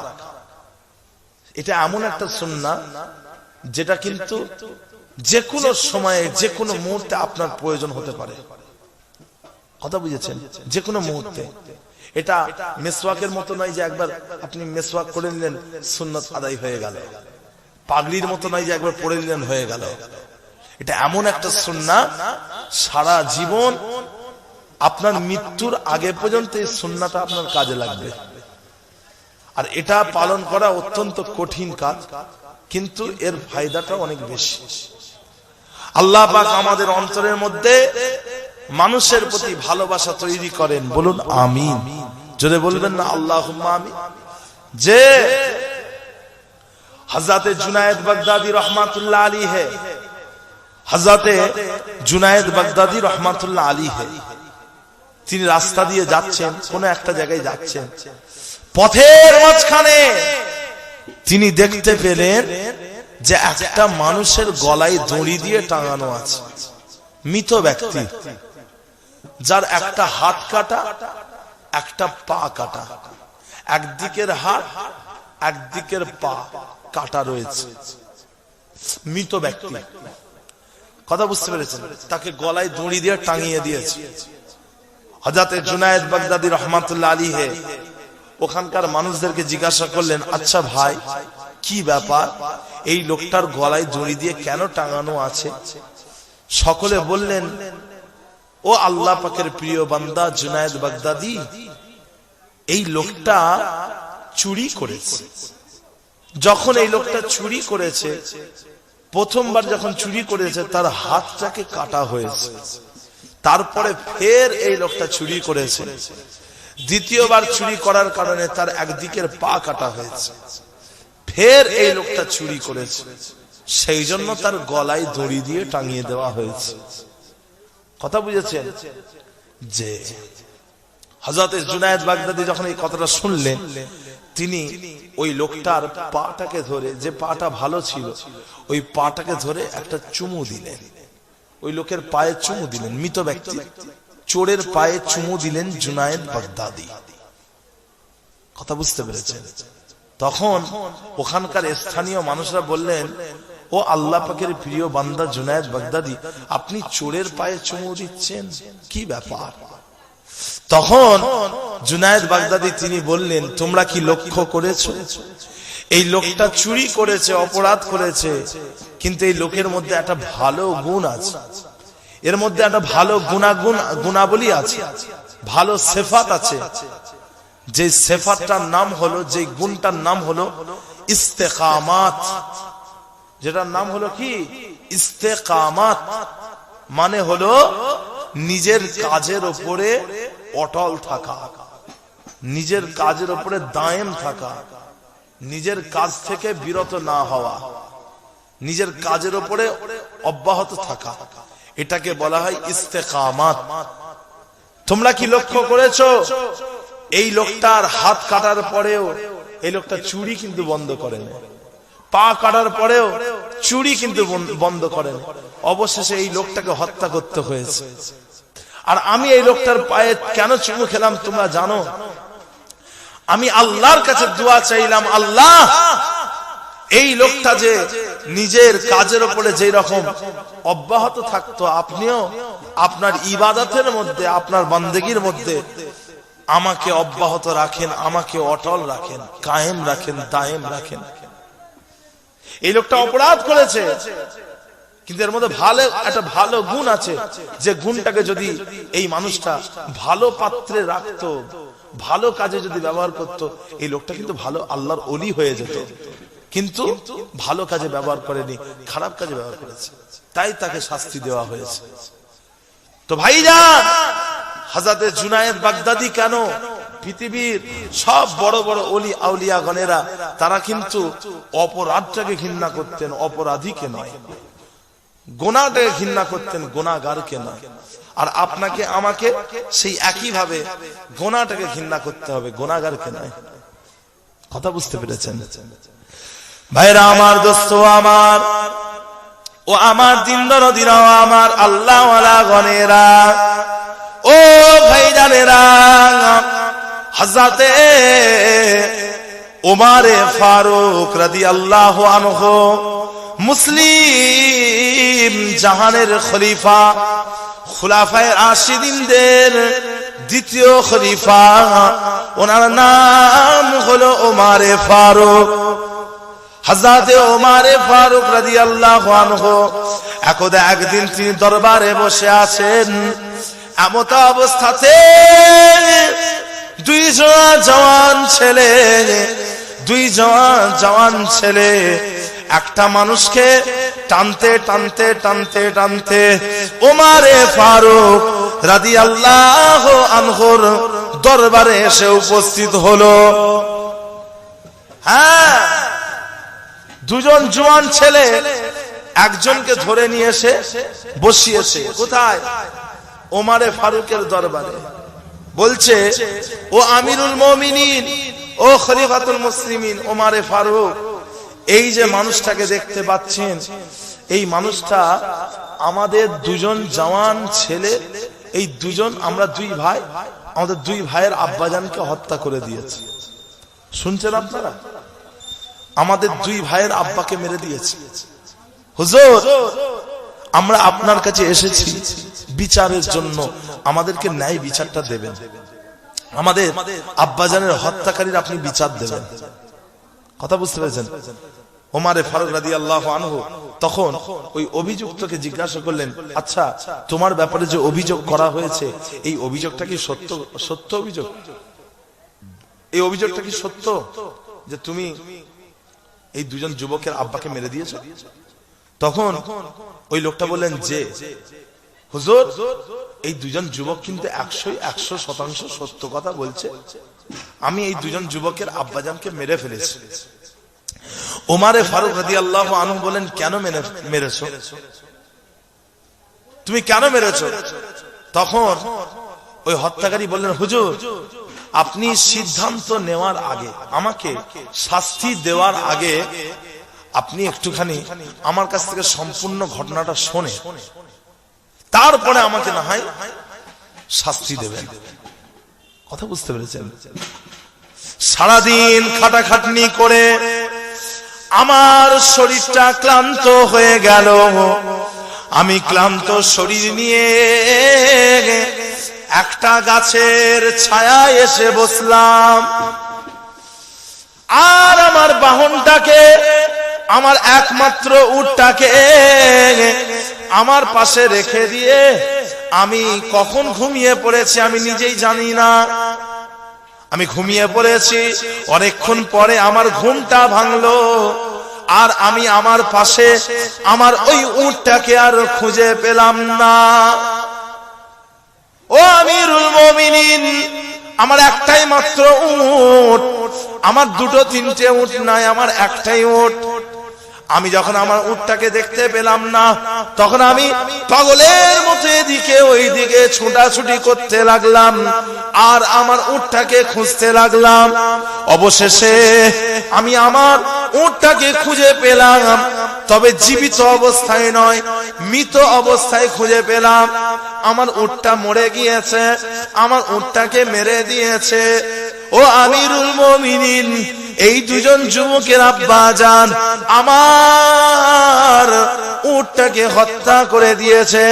কেননা এই আমার উটটা নাকি এই দুজন যুবকের আব্বাজানের বাগানের মধ্যে প্রবেশ করে বাগানের ফসল নষ্ট করে দিয়েছে, বাগানের ফসল খেয়ে ফেলেছে। কথা বুঝতে পেরেছেন? হুজুর, তখন আমি কি করলাম? আমি এই দুজন যুবকের আব্বাজানের সাথে তর্ক করলাম। তাকে বললাম যে, কেন মেরেছেন, কি হয়েছে? ঝগড়া করতে শুরু করে দিয়েছে। ঝগড়া করতে করতে একটা সময়ে আমার মাথাটা গরম হয়ে গেল। তখন আমি একটা পাথর তুলে এই দুজন যুবকের আব্বাজানের মাথায় মেরেছি। কথা বুঝতে পারছেন? যখনই মাথায় মেরেছি তখনই মারা গেছে, তখনই মারা গেছে। হুজুর, তবে বিশ্বাস করে, আমার কিন্তু হত্যা করার উদ্দেশ্য ছিল না, ওই লোকটাকে মেরে ফেলার কোনো উদ্দেশ্য ছিল না। ওই লোকটা মারা গেছে, কিন্তু মারার উদ্দেশ্য ছিল না। হুজুর, এটা আমার ভুল হয়ে গেছে, আমি স্বীকার করছি, এটা আমি অপরাধ করে ফেলেছি, আমাকে আপনি মাফ করে দেন, আমাকে ক্ষমা করে দেন, আমাকে মাফ করে দেন, আমাকে মাফ করে দেন, এইভাবে ক্ষমা চাইছেন। কথা বুঝতে পেরেছেন না? তো ভাইজান, ওমরে ফারুক রাদিয়াল্লাহু আনহু ওই সময়তে ওই দুজন যুবককে জিজ্ঞাসা করলেন, কি গো, তোমরা তোমাদের পিতার হত্যাকারীকে ক্ষমা করবে, মাফ করে দেবে? তখন ওই দুজন যুবক বলছেন, না হুজুর, আমরা ক্ষমা করব না। ইসলাম বলছে যদি কেউ হত্যা করে, কেউ কাউকে যদি হত্যা করে, ওই হত্যা হওয়া মানুষের পরিবারের কাছে তিনটে অপশন আছে, তিনটে সুযোগ আছে। প্রথম নম্বর হলো হত্যার বদলে হত্যা চেয়ে নেওয়া, এটাকে আরবিতে কেসাস বলে। কেউ যদি কাউকে হত্যা করে, হত্যার বদলে তাকে হত্যা করা হবে। দ্বিতীয় নম্বর হলো দিয়াত বা হত্যার বদলে ক্ষতিপূরণ দেওয়া। আপনাদেরকে আমি বলি, ধরেন কেউ কাউকে হত্যা করেছে, ইসলাম বলছে যে তাকে সাধারণভাবে 100টা উট দিতে হবে ক্ষতিপূরণ, 100টা উট। এবারে ধরেন কারোর 100টা উট দেওয়ার মতো পয়সা নেই, 10টা উট দিতে পারবে। সেই হত্যাকারী যদি হত্যা হওয়া মানুষের পরিবারের সাথে একটা আলোচনা করে নেয়, আর আলোচনার মাধ্যমে যদি 10টা উট নিতে যদি রাজি হয়ে যায়, তাহলে 10টা উটই দিতে হবে, তার থেকে বেশি দেওয়ার দরকার নেই। আবার যদি কেউ কাউকে হত্যা করে, হত্যা হওয়া মানুষের পরিবারের লোকেরা যদি বলে যে আমরা 100টা নয় 200টা উট নেব, 200টা, অথবা বলে 300, 400 বা 500টা উট নেব, আমাদেরকে 500টা উট দিলে তবে খুশি হব, তবে তোমায় মাফ করব। যদি এরকম হয় তাহলে যটা উট চাইবে তটাই উট দিতে হবে, যটা বলবে তটাই দিতে হবে। আর তৃতীয় নম্বর হচ্ছে ক্ষমা করে দেওয়া। কেউ যদি কাউকে হত্যা করে দেয়, ইসলাম তাকে বলছে যে তুমি ক্ষমা করে দাও। এই তিনটে জিনিসের একটা গ্রহণ করতে হবে। আর কেউ যদি এর বাইরে যদি কিছু গ্রহণ করে, তাহলে কিন্তু সে ইসলামের আইনটা বেছে নিল না, সে কিন্তু আল্লাহর হুকুমকে মেনে নিল না। তো ভাইজান, যে কথা আমি বলতে চাইছিলাম যে হত্যা করলে তার ক্ষতিপূরণ দিতে হয়, অথবা কেসাস দিতে হয়, অথবা মাফ করে দেওয়া। মাফ করে দিলে কি হবে? মাফ করে দিলে যে ব্যক্তি মারা গেছে, হত্যা করা হয়েছে, ওর জীবনের সমস্ত গুনাহগুলোকে আল্লাহ পাক ওই হত্যাকারীর মাথার উপরে চাপিয়ে দেবেন। আর কিয়ামতের দিনে হাসরের ময়দানে ওই হত্যাকারী ওই গুনাহগুলোকে নিয়ে হাসরের দিনে উঠবে। এই আমার কথা বুঝতে পারছেন? আমার গলাটা একটু সমস্যা হয়েছে, হ্যাঁ, কথা বুঝেছেন না? এক এক জায়গায় মাইক এমন দপড়া হয়, মাইক গুলো এমন হয়, কিছু কিছু জায়গায় মাইক ম্যানদের কোনো নলেজ থাকে না, কিভাবে মাইক সেটিং করতে হয় সেটাই জানে না। এক এক জায়গায় মাইক এমন গন্ডগোল করে ফেলে না, যে বক্তা মাইক যদি ভালো হয় বক্তা ভালো, বক্তা ওয়াজ করতে পারবেন ভালো করে, আর মাইক যদি খারাপ হয় বক্তা কিন্তু আলোচনা করতে পারবে না। পরিষ্কার কথা, মাইক ঠিক রাখতে হবে। খালি খামাখা ইকো দিয়ে দেবে, কথা বুঝতে পেরেছেন? মাইক ঠিক রাখতে হয়। তো ভাইজান, যে কথা আমি বলছি, আল্লাহর হুকুম হয়েছে, আমার গলাটা একটু অসুস্থ হয়েছে, কথা বুঝলেন? একদিন দুদিনের ব্যাপার নয় তো। কালকে একটা জায়গায় জলসায় গেছি, আমার খাদেমরা সব খেতে গেছে, বলছে কি হুজুর নিয়ে এসেছিস রে, কি হুজুর নিয়ে এসেছিস? হ্যাঁ, গরম গরম ওয়াজ করবে, চেঁচাবে, গলার আওয়াজ নেই কেন? কথা বুঝতে পেরেছেন? এক এক জায়গায় আছে মানুষের অসুবিধা হয়, কি করবেন বলেন? একটু কষ্ট করে নেন, আপনারা একটু কষ্ট করে নেন, আপনারা একটু মেহনত করে মাহফিলে যখন বসতে পারছেন না, তাহলে একটু মেহনত করে আমার ওয়াজটাকে একটু শুনে নেন, কষ্ট করে। কষ্ট করে যখন মাহফিলে বসতে পারছেন না, কষ্ট করে একটু ওয়াজটাও শোনেন। তো ভাইজান, আল্লাহর হুকুম ছাড়া কিচ্ছু হয় না। যে কথা আমি বলতে চাইছিলাম, ওই দুজন যুবক বললেন না, আমরা আমাদের পিতার হত্যাকারীকে ক্ষমা করব না। বলছে যে ক্ষমা করব না, আমরা কেসাস চাই। এবারে যখন পরিবারের মানুষ বলে যে কেসাস চাই, তখন ওমারে ফারুকের আর কিচ্ছু করার নেই, ওনাকে কেসাসটাই লিখতে হবে। কারণ কোরআন বলছে ওটাই, হাদিস ওটাই বলছে। যদি পরিবারের মানুষ বলে কেসাস, তো কেসাস, হত্যার বদলে হত্যা করতে হবে। হযরতে ওমর ফারুক রাদিয়াল্লাহু তাআলা আনহু ওই সময়তে ওই হত্যাকারীকে বললেন, তোমার উটটাকে যেহেতু এই দুজন যুবকের আব্বাজান হত্যা করে দিয়েছে, তাহলে তুমি এই দুজন যুবকের আব্বাজানের কাছ থেকে একটা উট চেয়ে নিতে পারতে, একটা উট নিয়ে নিতে পারতে, কিন্তু তুমি সেটা না করে এই দুজন যুবকের আব্বাজানকেই হত্যা করে দিয়েছো। শুনে রাখো, তোমার বিচার ইসলাম দেবে, তোমার শাস্তি ইসলাম দেবে। তোমাকে আমি মৃত্যুদণ্ডের শাস্তি ঘোষণা করলাম, তোমাকে হত্যা করা হবে। তোমার কি জীবনের কোন শেষ ইচ্ছা আছে? জীবনের শেষ ইচ্ছা যদি কিছু থাকে তাহলে আমাকে বলো, তোমার ইচ্ছাটাকে পূরণ করব। ওই হত্যাকারী বললেন, হুজুর জীবনের শেষ ইচ্ছা হলো আমাকে কয়েক দিনের জন্য আপনি ছেড়ে দেন, আমাকে কয়েক দিনের জন্য আমাকে ঘরে যেতে দেন, আমার কিছু মানুষের কাছে ঋণ করা আছে, ঋণ দেনা করা আছে, দেনাগুলোকে পরিশোধ করার সুযোগ দেন। আর আমার কাছে কিছু মানুষের আমানত রয়েছে, ওই আমানত গুলোকে ফেরত দেওয়ার জন্য সুযোগ দেন, আমাকে একটু সময় দেন। হযরত ওমর ফারুক বলেন, না হবে না, তোমাকে আমি সময় দিতে পারবো না। কথা বুঝতে পেরেছেন যে প্রত্যেকটা মানুষ যাদেরকে হত্যা করা হয় তাদের জীবনের একটা শেষ ইচ্ছা থাকে, ওই ইচ্ছাটাকে পূরণ করা হয়।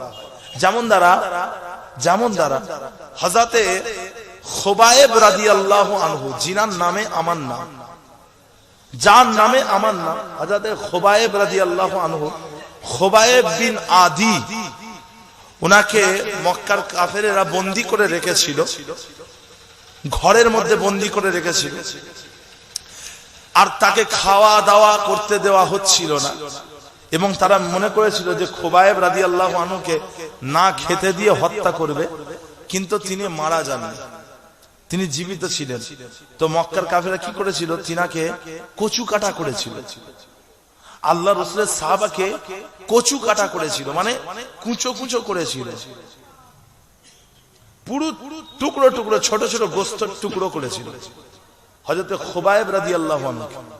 তো তিনাকে হত্যা করার আগে মক্কার কাফেররা বলেছিল যে তোমার কোন শেষ ইচ্ছা আছে?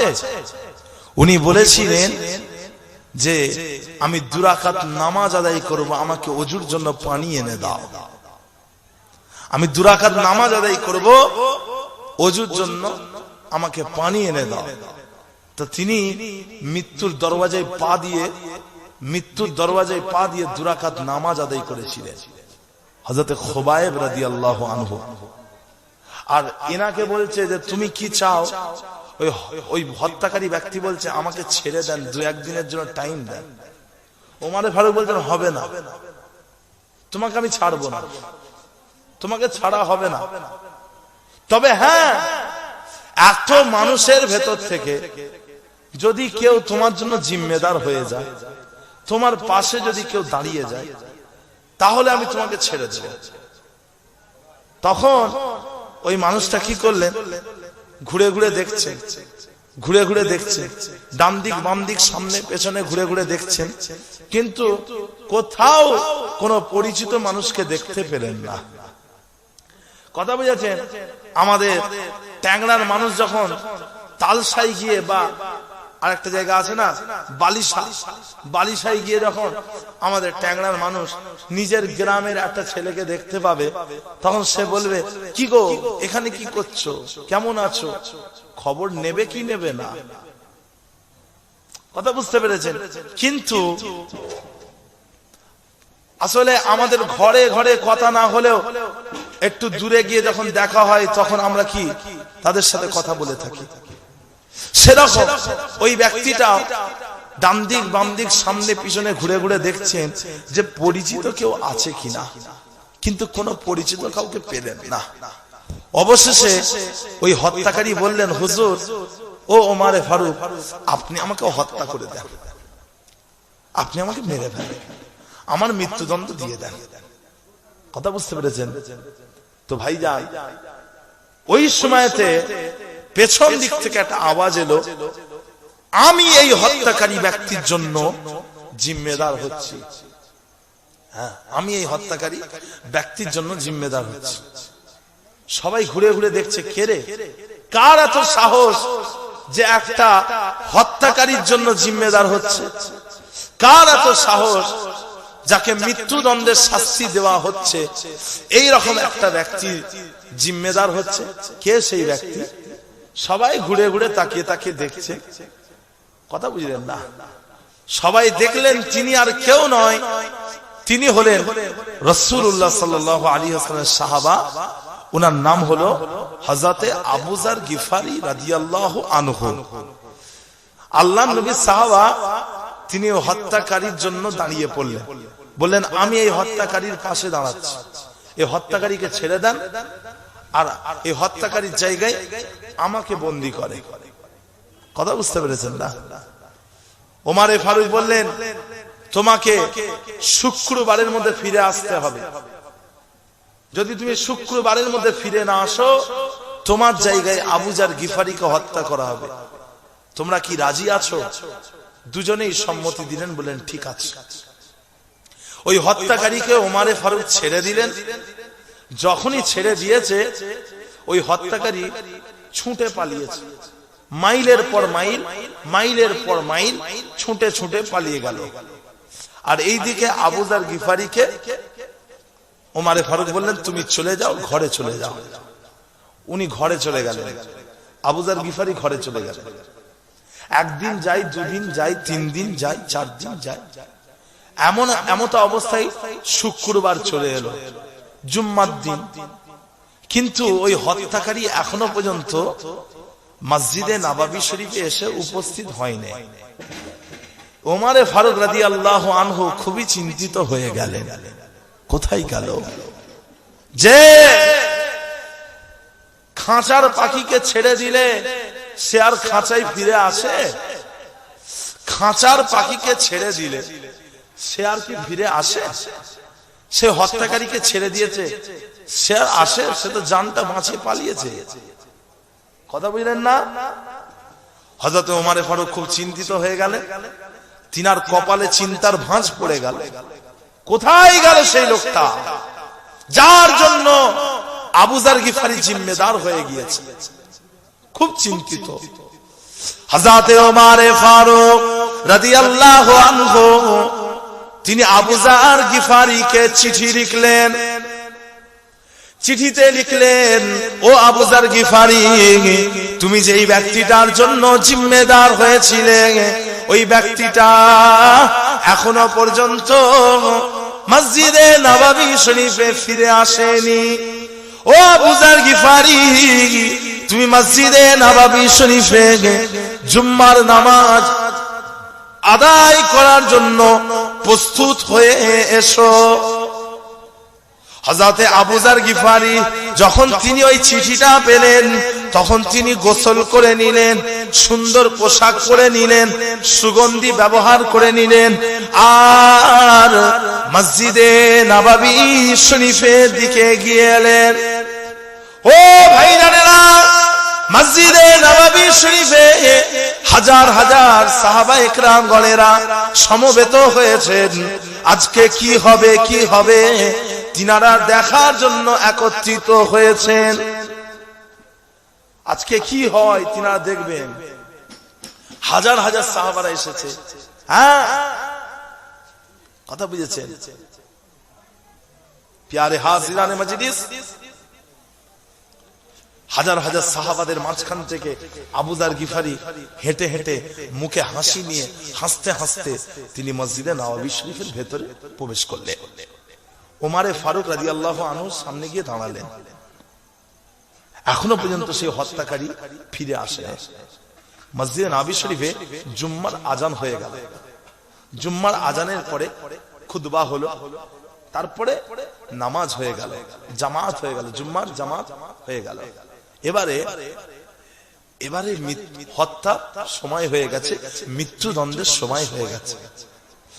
আবু যার গিফারিকে মৃত্যুদণ্ড দেওয়ার জায়গায় নিয়ে এসে উপস্থিত করা হলো। আর জাল্লাত, জাল্লাত মানে বোঝেন, কে বলেন তো? যারা মানুষের গর্দানকে নিয়ে থাকে, কেটে থাকে, তাদেরকে জাল্লাদ বলা হয়। যারা মানুষকে হত্যা করে থাকে তাদেরকে জাল্লাদ বলে। মৃত্যুদণ্ডের যারা শাস্তি দেয়, ওই জাল্লাদ হযরত আবু যর গিফারির দিকে এগিয়ে গিয়ে আসছে,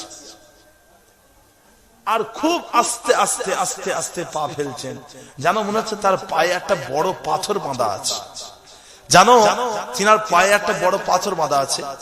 আস্তে আস্তে আস্তে আস্তে এগিয়ে আসছেন, কারণ আজকে যাকে হত্যা করার হুকুম হয়েছে তিনি কিন্তু কোনো সাধারণ মানুষ নয়, তিনি হলেন নির্দোষ, তিনি হলেন নির্দোষ, আর তিনি হলেন রাসূলুল্লাহ সাল্লাল্লাহু আলাইহি ওয়াসাল্লামের একজন সাহাবা। সাহাবার গলায় ছুরি চালাবেন, এটা কি চারটি পানি ব্যাপার? কথা বুঝতে পেরেছেন তো? জাল্লাদ গুটি গুটি পায়ে এগিয়ে আসছে হযরতে আবু যর গিফারিকে হত্যা করবেন বলে। ভাইরা আমার, দোস্ত আমার, ও ভাই জানেরা, আবু যর গিফারি রাদিয়াল্লাহু আনহুকে হত্যা করা হবে। ওই সময়তে একজন সাহাবা চিৎকার করে উঠলেন, সমবেত সাহাবারা হাউ হাউ করে কাঁদতে লেগেছেন, আহারে আমাদের ভাই আবু যর গিফারিকে আজকে হত্যা করা হবে। ও ভাইজানেরা, ওই ভিড়ের ভেতর থেকে একজন সাহাবা চিৎকার করে উঠলেন, চিৎকার করে উঠে বললেন, জাল্লাদ ভাই একটু দাঁড়িয়ে যান, ওই দেখেন দূরে মরুভূমির ধুলো উড়িয়ে উড়িয়ে কে যেন আসছে, মনে হচ্ছে ওই হত্যাকারী আসছে, একটু দাঁড়িয়ে যান, আমার নবী পাকের সাহাবার জানটা বেঁচে যাবে, একটু দাঁড়িয়ে যান। ও ভাইজানেরা, ও আমার নবী পাকের উম্মত উম্মতিরা, আল্লাহ নবী সাহাবার কথা শুনে ওই সময় জাল্লাদ দাঁড়িয়ে গেলেন, সবাই তাকিয়ে রইলেন, কে আসে কে আসে, কে আসছে কে আসছে। ও ভাইজানেরা, একজনা মানুষ ঘোড়ার উপরে চড়ে মসজিদে নববী শরীফের বাইরে এসে দাঁড়ালেন, আর পায়ে হেঁটে হযরতে ওমরে ফারুকের কাছে উপস্থিত হলেন। সবাই তার মুখের দিকে তাকিয়ে আছেন। ওমরে ফারুক দেখলেন সেটা আর কেউ নয়, ওটাই হলো সেই হত্যাকারী ব্যক্তি যার জন্য আবু যর গিফারি জিম্মেদার হয়েছিলেন। ওই হত্যাকারী ব্যক্তি এসে ওমরে ফারুককে সালাম দিলেন, আসসালামু আলাইকুম। ওয়া আলাইকুম আসসালাম। হুজুর, আমার ঘোড়ার পায়ে ব্যথা হওয়ার কারণে আমার আসতে দেরি হয়ে গেছে, আপনি আমাকে মৃত্যুদণ্ডের শাস্তি দিয়ে পবিত্র করেন। অর্থাৎ আমি পালিয়ে যাইনি হুজুর, আপনি আমাকে হত্যা করেন, আমি এসেছি, আমাকে পবিত্র করেন। আল্লাহর সামনে এই হত্যাকারী, মৃত্যুদণ্ডে হত্যাকারী তকমা নিয়ে আমি দাঁড়াতে পারবো না, আপনি আমাকে হত্যা করেন। কথা বুঝতে পেরেছেন তো ভাইজান? ওমরে ফারুক রাদিয়াল্লাহু আনহু তিনি বললেন, আচ্ছা তুমি তো জানতে তুমি আজকে এলে, তোমাকে হত্যা করা হবে, তাহলে তুমি কেন এলে বাবা? তোমার জায়গায় তো আবু যর গিফারি তিনি দাঁড়িয়ে গেছিলেন, তিনি তো তোমার জিম্মেদার হয়ে গেছিলেন, তুমি যদি না আসতে তাকে হত্যা করা হতো তোমার জানটা তো বেঁচে যেত, তুমি কেন এলে বাবা? কথা বুঝতে পেরেছেন? ওই সময়তে ওই হত্যাকারী বলেছিলেন, হুজুর আপনি যখন আমাকে ছেড়ে দিলেন তখন আমি আমার ঘরে চলে গেলাম, ঘরে গিয়ে আমি আমার আমানত গুলো মানুষের কাছে ফিরিয়ে দিলাম, তারপরে মানুষের কাছে যে ঋণ গুলো হয়েছিল ওই ঋণ গুলোকে আমি পরিশোধ করলাম হুজুর। তারপরে আমি আমার আব্বা জানের কাছে চলে গেলাম, আব্বা জানকে বললাম, আব্বা জান আমাকে আমার জীবনের কোনো যদি অপরাধ হয়ে থাকে, যদি কোনো ভুল করে থাকি মাফ করে দেবেন, আমাকে বিদায় জানান। আব্বা জান আমাকে বিদায় জানালেন। তারপরে আম্মা জানের কাছে গেলাম, আম্মা জানের কাছে গিয়ে বিদায় জানালাম, আম্মা জান আমাকে বিদায় জানালেন। তারপরে আমি চলে গেলাম আমার স্ত্রীর কাছে, আমার সহধর্মিনীর কাছে। আমার স্ত্রী আমাকে বিদায় জানালেন। আব্বা জান, আম্মা জান, স্ত্রীর কাছ থেকে আমি বিদায় জানিয়ে তারপরে আমি আমার ঘোড়াটা নিয়ে পথের মাঝখানে আমার ঘোড়াটার পায়ে যন্ত্রণা শুরু হয়ে গেল। আমার ঘোড়াটা আর দৌড়াতে চাইল না। হুজুর আমি দাঁড়িয়ে গেলাম, আর আসতে পারলাম না। অবশেষে আমার ঘোড়াটা যখন সুস্থ হয়ে গেল, আবার পুনরায় ছোটা শুরু করে দিল। তখন আমি মসজিদে নববী শরীফে এসেছি। তখন আমি আপনার কাছে উপস্থিত হয়েছি। হুজুর আমার দেরি হয়ে গিয়েছে, আমার ভুল হয়ে গিয়েছে, আপনি আমাকে মৃত্যুদণ্ডের শাস্তি দিয়ে পবিত্র করে দেন। উমারে ফারুক রাদিয়াল্লাহু আনহু বললেন, বাবা ছেলে, তুমি তো জানতে তুমি যদি ফিরে আসো তাহলে তোমাকে হত্যা করা হবে, তাহলে কেন ফিরে এলে বাবা? ওই সময়তে ওই হত্যাকারী বললেন, পৃথিবীর মানুষ যেন এটা বলতে না পারে, গোটা পৃথিবীর মানুষ যেন এটা বলতে না পারে, একজন মুসলমান বিপদে পড়ে যাওয়ার পরে অন্য একটা মুসলমান তার পাশে দাঁড়ানোর কারণে নিজেই বিপদের মধ্যে পড়ে গিয়েছে। একটা মুসলমান বিপদে পড়ে গেছে, অন্য একটা মুসলমান তার পাশে দাঁড়িয়ে নিজেই বিপদে পড়ে গেছে, এটা যেন কেউ বলতে না পারে, সেই জন্য আমি আমার এই মুসলমান ভাইয়ের পাশে দাঁড়িয়ে গেছি। কথা বুঝলেন? যে তখন সেই জন্য আমি ফিরে এসেছি, সেই জন্য আমার এই মুসলমান ভাইটাকে আমি বিপদের মধ্যে ঠেলে দিইনি। হযরত ওমরে ফারুক রাদিয়াল্লাহু আনহু তিনি আবু যার গিফারি রাদিয়াল্লাহু আনহুকে জিজ্ঞাসা করলেন, আচ্ছা তুমি তো রাসূলের সাহাবা, তুমি কেন একজন হত্যাকারীর পাশে দাঁড়িয়ে গেলে? তুমি তো রাসূলের সাহাবা। তখন হযরত আবু যার গিফারি বললেন, হুজুর আমি এমনি এমনি দাঁড়াই না, আমি দাঁড়িয়েছি যাতে পৃথিবীর মানুষ এটা বলতে না পারে একজন মুসলমান অপরাধ করে নিজের ভুলটাকে স্বীকার করে নিয়েছে, স্বীকার করে নেওয়ার পরে অন্য একটা মুসলমান তার পাশে দাঁড়ায়নি, এটা যেন কেউ বলতে না পারে, সেই জন্য আমি ফিরে এসেছি। কথা বুঝতে পেরেছেন? তো এবারে ওই হত্যাকারীকে হত্যার শাস্তি দেওয়া হবে। ওই সময়তে ভিড়ের মাঝখান থেকে ওই দুজন জওয়ান যুবক ছেলে দাঁড়িয়ে গেলেন, দাঁড়িয়ে বললেন, হুজুর, ও আমিরুল মুমিনিন, ও খলিফাতুল মুসলিমিন, আমরা আমাদের পিতার হত্যাকারীকে ক্ষমা করে দিচ্ছি। হযরত ওমরে ফারুক রাদিয়াল্লাহু আনহু ওই সময়তে জিজ্ঞাসা করেছিলেন, তোমরা তোমাদের পিতার হত্যাকারীকে কেন ক্ষমা করে দিচ্ছ? ওই সময়তে ওই দুজন যুবকের মধ্যে থেকে একজন বলেছিলেন, হুজুর পৃথিবীর মানুষ যেন এটা বলতে না পারে একজন মুসলমান অপরাধ করেছে, অপরাধ করার পরে নিজের ভুলটাকে স্বীকার করেছে, ভুলটা স্বীকার করে নিয়ে ক্ষমা চেয়ে নিয়েছে, ক্ষমা চাওয়া সত্ত্বেও অন্য একটা মুসলমান তাকে ক্ষমা করে দেয়নি, এটা যেন জগতের মানুষ বলতে না পারে, সেই জন্য আমরা আমাদের পিতার হত্যাকারীকে ক্ষমা করে দিলাম। জোরে হবে না সুবহানাল্লাহ? যে আমরা আমাদের পিতার হত্যাকারীকে মাফ করে দিলাম। একজন মুসলমান আরেকটা মুসলমানকে ক্ষমা করে দিলেন, যে এটাই হলো ইসলাম, পরস্পরের প্রতি ভ্রাতৃত্ব ভালোবাসা রাখা। একজন মুসলমান আরেকটা মুসলমানের প্রতি সহৃদয় হওয়া, মনটাকে বড় করা। কথা বুঝতে পেরেছেন না?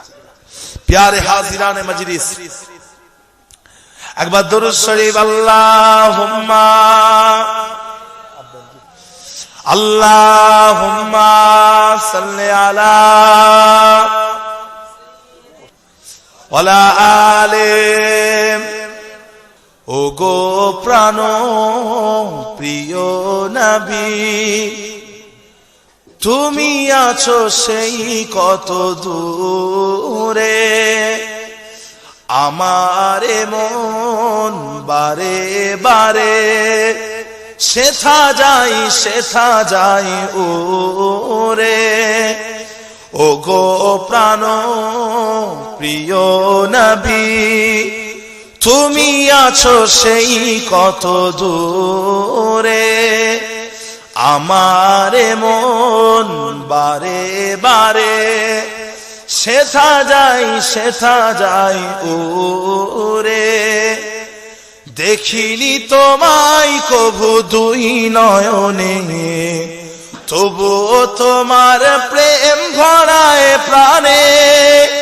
দেখিনি তোমায় কভু দুই নয়নে, তবুও তোমার প্রেম ভরায় প্রাণে। তুমি যার হয়েছো সজন, তুমি যার হয়েছো সজন, ভয় নাই তারপর পারে। ও গো প্রাণ প্রিয় নবী, তুমি আছো সেই কত দূরে, আমারে মন বারে বারে সেথা যাই ওরে। মানুষের ভালোবেসেছো তুমি, আপন পরভেদ কভু করনি। মানুষের ভালোবেসেছো তুমি, আপন পরভেদ কভু করনি। তোমার বিরহে শোনো, তোমার বিরহে শোনো, আখি দই নোনা জলে ভরে।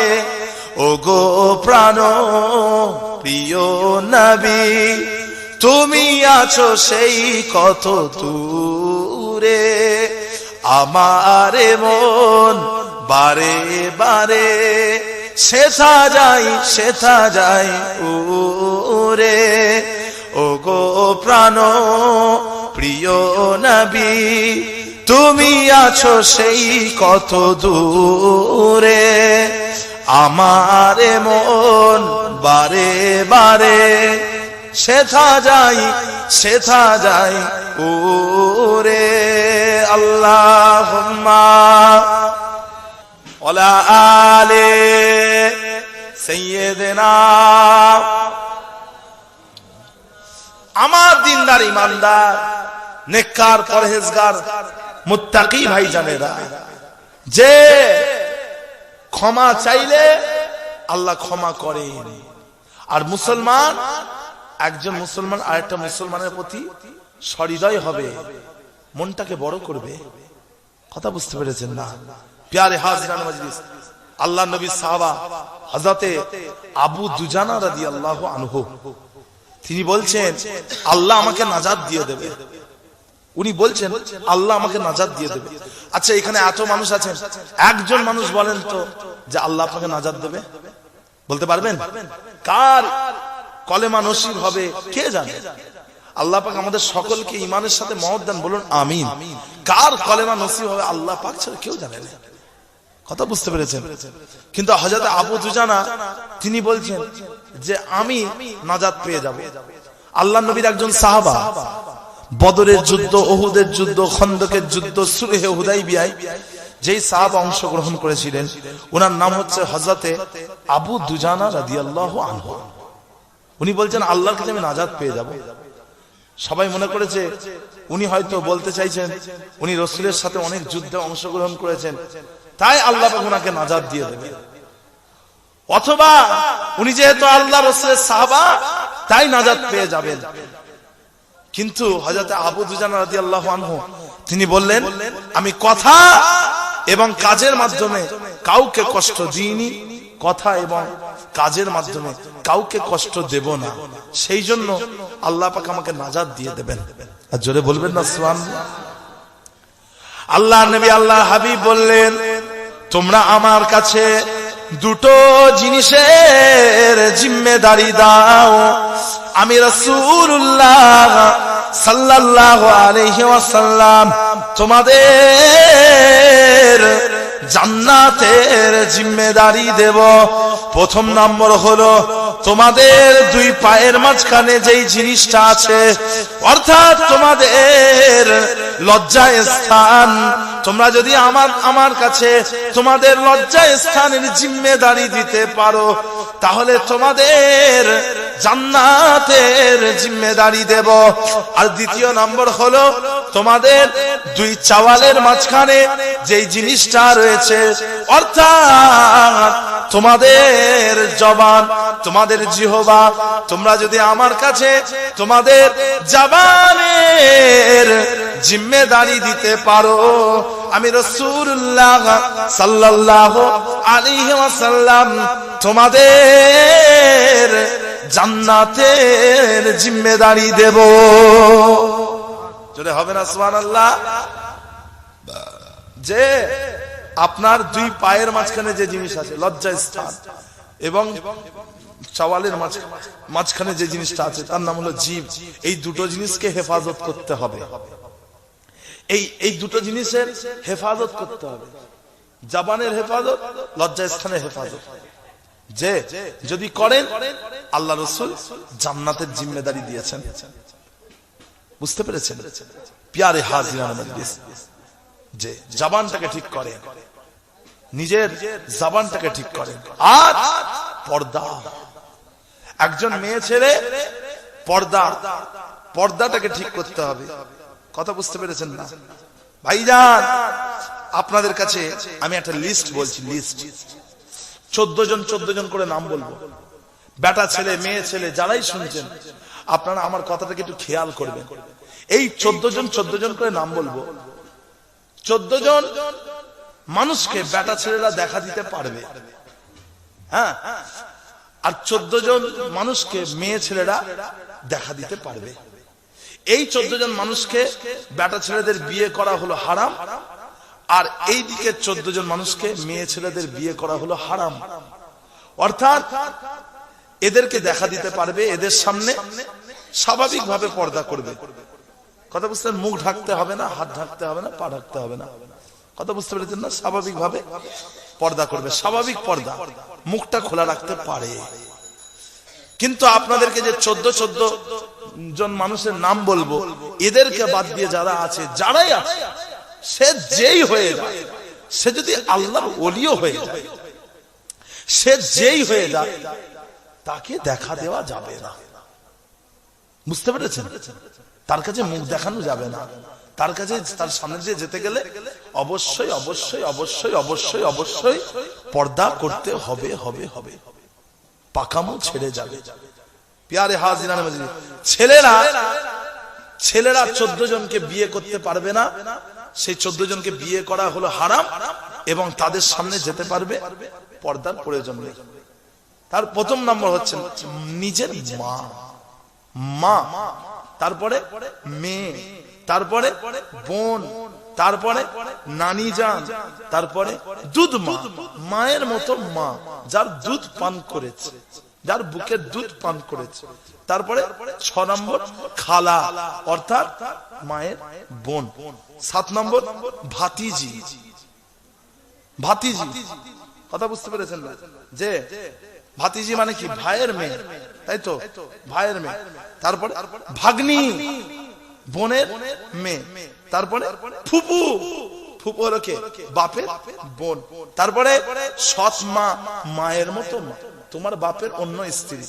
তারপরে দাদি, তারপরে হচ্ছেন শাশুড়ি, তারপরে হলেন দুধ মেয়ে, মেয়ের মতো।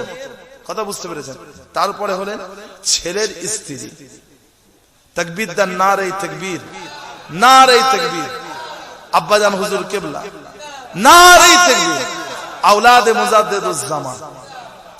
মহিলাদের ক্ষেত্রে বলে দিই, মহিলারা 14 জনকে বিয়ে করতে পারবেন না। 14 জনকে বিয়ে করা হারাম।